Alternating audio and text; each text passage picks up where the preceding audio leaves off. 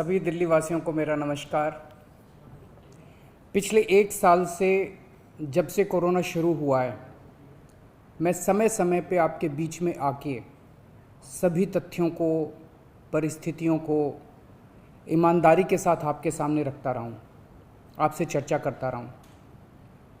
एक चीज़ हम लोगों ने हमेशा गांठ बांध के रखी, आपको कभी गलत तथ्य नहीं दिए, आपसे कभी झूठ नहीं बोला, जो था आपके सामने रख दिया।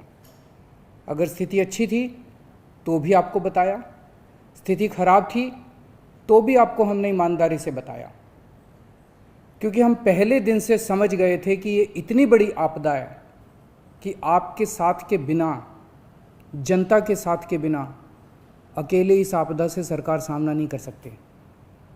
जनता का सहयोग और जनता की सहभागिता इस पूरे संघर्ष में बेहद ज़रूरी है। और जब तक जनता को सच नहीं बताया जाएगा, सारे तथ्य जनता के सामने नहीं रखे जाएंगे, तब तक जनता की भागीदारी सुनिश्चित करना असंभव था। इसीलिए हमने हर चीज़ आपके सामने रखी। हमने टेस्ट नहीं कम होने दिए। आज दिल्ली के अंदर सबसे ज़्यादा टेस्ट हो रहे हैं। मैं तो ये कहूँगा कि अगर प्रति 10 लाख की पॉपुलेशन पे देखा जाए तो शायद पूरी दुनिया में सबसे ज़्यादा टेस्ट दिल्ली में हो रहे हैं। मैंने देखा कि कई जगहों पे उन्होंने टेस्ट कम कर दिए, टेस्ट कम कर दिए तो केस कम आने लग गए। इस तरह से तथ्यों के साथ कई जगह हेरफेर करने की कोशिश की गई। हमने ऐसा नहीं किया, हमने टेस्ट कम नहीं किए, उल्टे कम करने की वजह हमने दिल्ली में टेस्ट कई गुने बढ़ा दिए। आज लगभग 1 लाख टेस्ट दिल्ली में डेली हो रहे हैं। हमने मौत के आंकड़े आपसे नहीं छुपाए, जितनी मौतें होती थी हमने सब आपके सामने रखी, ईमानदारी से रखी। अगर ज़्यादा हो रही थी तो ज़्यादा बताई, कम हो रही थी तो कम बताई। कितने बेड्स हैं, कितने आईसीयू बेड्स हैं, क्या परिस्थितियां हैं, हर चीज़ आपके सामने ईमानदारी के साथ रखी। और इसी वजह से जब भी हमने कड़े निर्णय लिए, हमें आपका पूरा सहयोग मिला, दिल्ली की जनता का पूरा सहयोग मिला। मैं हमेशा कहता हूं कि हमारी दिल्ली एक परिवार है। दिल्ली के 2 करोड़ लोग एक परिवार हैं, और जब परिवार में कोई आपदा आती है तो सारे परिवार के लोग मिलकर उसका सामना करते हैं। अब भी हम सभी मिलकर इसका सामना करेंगे। पहले भी जीत हुई थी, अब भी जीत होगी। आज दिल्ली में क्या परिस्थिति है? पिछले 24 घंटे में दिल्ली में लगभग 23,500 केस आए हैं। उसके पिछले 24 घंटे में लगभग 25,500 केस आए थे। तो पिछले 3-4 दिन से रोज हम देख रहे हैं लगभग 25,000 के करीब केस आ रहे हैं। पॉजिटिविटी बहुत ज़्यादा बढ़ गई है, संक्रमण दर बहुत ज़्यादा बढ़ गई है। दिल्ली के अंदर अस्पतालों में उपलब्ध बेड्स की भारी कमी हो रही है। डेली 25-25 हज़ार अगर पेशेंट्स आएंगे तो कोई भी व्यवस्था चरमरा सकती है। दिल्ली के अंदर बेड्स की भारी कमी हो रही है। आईसीयू बेड्स दिल्ली में लगभग ख़त्म हो गए हैं। आज सुबह मैं ऐप पे देख रहा था 100 से भी कम आईसीयू बेड्स दिल्ली में बचे हैं। ऑक्सीजन की भारी कमी हो रही है। कल हमने सेंट्रल गवर्नमेंट को भी लिखा है, उनसे बातचीत चल रही है। परसों रात को एक हादसा होते होते बचा। एक प्राइवेट हॉस्पिटल ने हमें बताया कि परसों रात को 3 बजे के करीब उनके अस्पताल की ऑक्सीजन लगभग ख़त्म हो गई।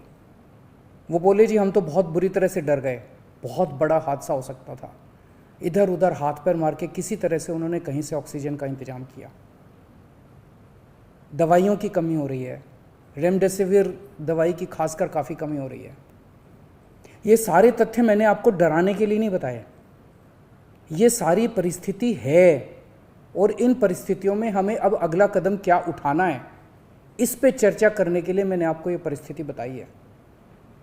तो दिल्ली के अंदर कोरोना की परिस्थिति काफ़ी गंभीर है। अभी तक हमने दिल्ली के अंदर हेल्थ सिस्टम को बड़े अच्छे तरीके से मैनेज किया। दिल्ली में 4थी वेव आई है। पहली वेव पिछले साल जून में आई थी, जिसमें 4,500 के करीब केस आए थे। दूसरी वेव आई फिर सितंबर में, फिर तीसरी वेव आई जिसमें 8,500 के करीब केस आए थे। दुनिया के कई शहर ऐसे हैं, बड़े बड़े देशों के, विकसित देशों के शहर, जहाँ 6,000 केस आए तो उनका पूरा हेल्थ सिस्टम चरमरा गया, कोलैप्स कर गया। दिल्ली में 8,500 केस आए पिछली बार तीसरी वेव में, तब भी हमारा सिस्टम कोलैप्स नहीं किया, उल्टे हमने और ज़्यादा अपनी तैयारियां शुरू कर दी। आज 25,000 केस आए हैं। अब दिल्ली का हेल्थ सिस्टम अपनी सीमा तक पहुंच गया है। हमारा हेल्थ सिस्टम अब बहुत ज़्यादा तनाव में है। मैं ये नहीं कहूँगा कि हमारा हेल्थ सिस्टम अभी कोलैप्स किया है, लेकिन आज हमारा हेल्थ सिस्टम बहुत ज़्यादा तनाव में है। किसी भी हेल्थ सिस्टम की अपनी सीमाएं होती हैं। अनगिनत पेशेंट्स तो कोई भी सिस्टम नहीं ले सकता ना। किसी भी सिस्टम की अपनी सीमाएं हैं। पिछले 5 साल में आपकी सरकार ने दिल्ली में बहुत बड़े स्तर पे स्वास्थ्य के क्षेत्र में काम किया है। खूब नए हॉस्पिटल खोले हैं, मोहल्ला क्लिनिक, पॉलीक्लिनिक बनाए हैं। बहुत बड़े स्तर के ऊपर स्वास्थ्य के क्षेत्र में काम हुआ है। यही कारण है कि आज 25,000 केस के ऊपर भी दिल्ली का सिस्टम चल रहा है। लेकिन अब इसके बाद अगर तुरंत कुछ कठोर कदम नहीं उठाए गए तो ये सिस्टम कोलैप्स कर सकता है। और अगर हेल्थ सिस्टम कोलैप्स कर गया तो मुझे डर है कहीं बहुत बड़ी त्रासदी ना हो जाए। जैसे मैंने बताया कि कल एक अस्पताल में ऑक्सीजन बिल्कुल ख़त्म हो गई थी और बहुत बड़ी त्रासदी होते होते बची। मैंने वीडियोस देखे हैं, तस्वीरें देखी हैं, आपने भी देखी होंगी सोशल मीडिया पे। दुनिया के कई शहर ऐसे हैं जहां कॉरिडोर में पेशेंट्स पड़े हुए हैं, सड़कों के ऊपर लोग दम तोड़ रहे हैं। अभी तक हमने दिल्ली को उस किस्म की त्रासदी से बचाया है, वैसा नहीं होने दिया। आज सुबह 11 बजे मेरी और एलजी साहब की मीटिंग हुई और इन सारे पहलुओं के ऊपर, सारी परिस्थिति के ऊपर काफ़ी विस्तार से बातचीत हुई। और उस बातचीत के बाद हमें ये लगा कि दिल्ली का हेल्थ सिस्टम बड़ी मात्रा में और अधिक पेशेंट्स अब लेने में असमर्थ है। अगर हमने अभी लॉकडाउन नहीं लगाया तो कहीं ऐसा ना हो कि बड़ी त्रासदी हो जाए। हम किसी भी हालत में दिल्ली को उस परिस्थिति में नहीं ले जाना चाहते जहां कॉरिडोर के अंदर पेशेंट्स पड़े हैं, सड़कों पे लोग दम तोड़ रहे हैं।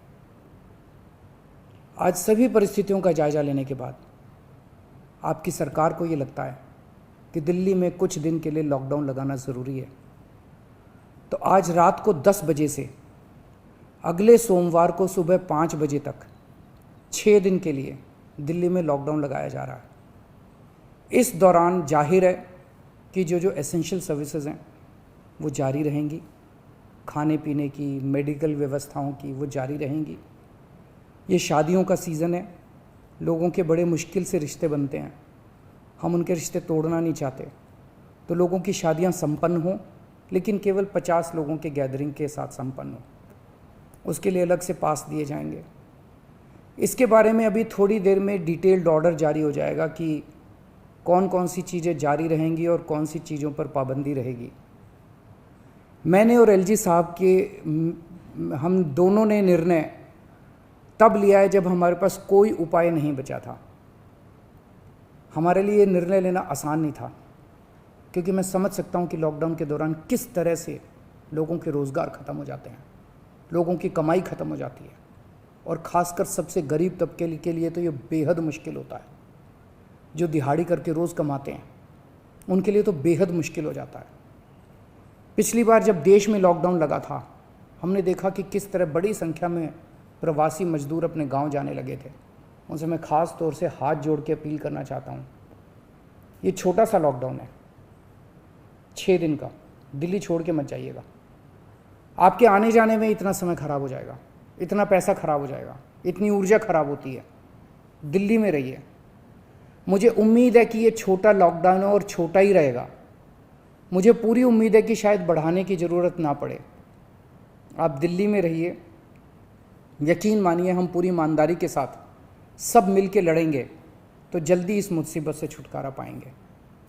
मैं आपको यकीन दिलाता हूँ, सरकार आपका पूरा ख्याल रखेगी। मैं हूँ ना, मुझ पे भरोसा रखिए। मेरी दिल्ली के सभी नागरिकों से अपील है कि ये निर्णय हमने बहुत मुश्किल से लिया है।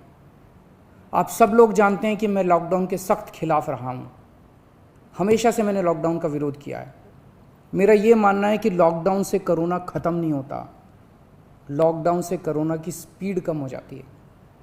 मेरा हमेशा ये मानना है कि अगर किसी भी शहर या राज्य की स्वास्थ्य व्यवस्था अपनी सीमा तक पहुंच जाए तो लॉकडाउन लगाना ज़रूरी हो जाता है, ताकि पेशेंट्स का नंबर कम हो जाए, ताकि हेल्थ सिस्टम को और दुरुस्त किया जा सके। ये जो 6 दिन का लॉकडाउन हम लगा रहे हैं, ये जो 6 दिन हम ले रहे हैं आपसे, इन 6 दिनों के अंदर हम बहुत बड़े स्तर के ऊपर और दिल्ली में बेड्स की व्यवस्था करेंगे। केंद्र से हम मदद मांग रहे हैं, उनसे लगातार संपर्क में हैं। केंद्र सरकार हमारी मदद भी कर रही है, उसके लिए हम केंद्र सरकार के शुक्रगुजार हैं। उनसे ऑक्सीजन की व्यवस्था करेंगे, दवाइयों की व्यवस्था करेंगे। इस लॉकडाउन के समय को हम इन सब चीज़ों के लिए इस्तेमाल करेंगे। मेरी अब सब लोगों से गुजारिश है कि लॉकडाउन का पूरी तरह से पालन करें, घर से बाहर इस दौरान ना निकलें।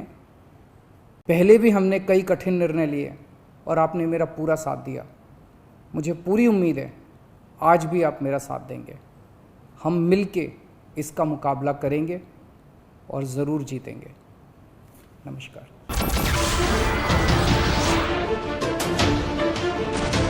नमस्कार, मैं हूं मानक गुप्ता। अगर आपको हमारा ये वीडियो पसंद आया हो तो इसे लाइक और शेयर जरूर करें, और हां, हमें सब्सक्राइब और फॉलो करना ना भूलें, ताकि आप देश और दुनिया की कोई खबर मिस ना करें। तो जुड़े रहिए हमारे साथ और देखते रहिए न्यूज़ 24।